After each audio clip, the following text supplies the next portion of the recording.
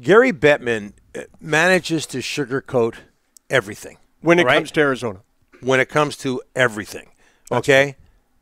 And this, to me, tells me that they're out of there. They're out. Okay? As I state the obvious. Yeah. This is his statement after the vote was in last night.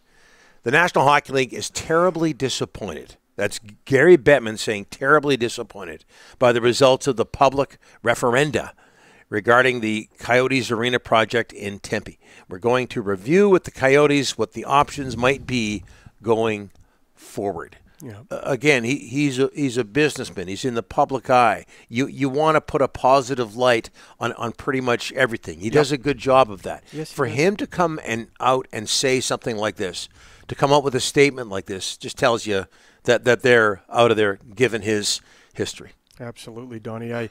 This is a very significant statement by the NHL last night. Look, Don, it's a mess. 26 years in Arizona, 7 ownership changes, 9 playoff appearances only, once in the past 11 years. But the reason they fight and they fight for Arizona because it's the 4th largest TV market in the USA. Donnie, it's the 5th largest city in the USA. If you want to know why they continue to fight for that market, that's why. But it's a fight that's been going on for a long time. Yeah. And clearly it hasn't worked. And it has a hell of a lot to do. Well, we all know what it has a lot to do. It's the building. It's the building situation. I looked on 2 lists today. Yeah. Probably should have looked at more. But greatest moments in Arizona/Phoenix Coyotes history. You know what the number 1 moment was on both lists? What? The day they moved from Winnipeg. Oh, that was the number 1 moment. Unreal. That was the high point of that situation in Arizona. Day 1, back in 1996, when the decision was made to move from Winnipeg. To Phoenix, which was awful for the city of Winnipeg. Not so awful now because they got their Jets back. But that was it. And you know, you look at, you mentioned the woeful playoff history. Yeah. They won 2 playoff series. 3 if you count the 2020 qualifying round. That's true. They beat Nashville to officially get into the playoffs. But 2 playoff series victories. And you know, it was 2012 was really the high mark of the situation with the Coyotes. West Final. Where they go to the Western Conference Final. They lose to the eventual Stanley Cup champion, LA Kings.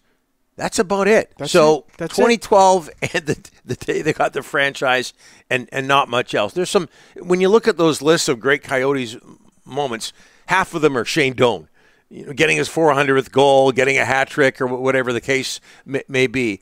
But for that to be, for day 1 to be the number 1 moment is pretty sad. Kachuk played there. Roenick played there. Rick Tocchet, the coach of the Canucks, coached there. Oliver Ekman-Larsson. Garland, who the Canucks are trying. OEL, in all seriousness, was one of their best players. Exactly. That's how he got the big contract. OEL did something right in his life to get that contract, Donnie. He was really good. And he got the big contract, but it is a market. Donnie, I'm going to tell you a quick story. I was in Gather Round, Arizona for a hockey tournament many years ago. And I was with a collection of minor hockey parents. I got stuck with the dum-dums. Partying. It's amazing how the dum-dums I'm surprised you remember. Anyways, we were going to the Coyotes game, Donnie. I stop off. We got lost. I stop off the gas station. I asked the gas station guy. This is before they had all these maps in the cell phones. Anyways, I said. But you'd even do that now. Back in the day, when you got lost, you went to the gas station. You did, always. Gas station. So anyways, we go to the gas station. We ask him, hey, where's the Coyotes rink? And the guy goes, Coyotes? What are you talking about? What are the Coyotes? The hockey team. He didn't even know they had a hockey team. It's been a tough go since day 1, Donnie. Day 1 in that market, it's been a tough go. Tough go.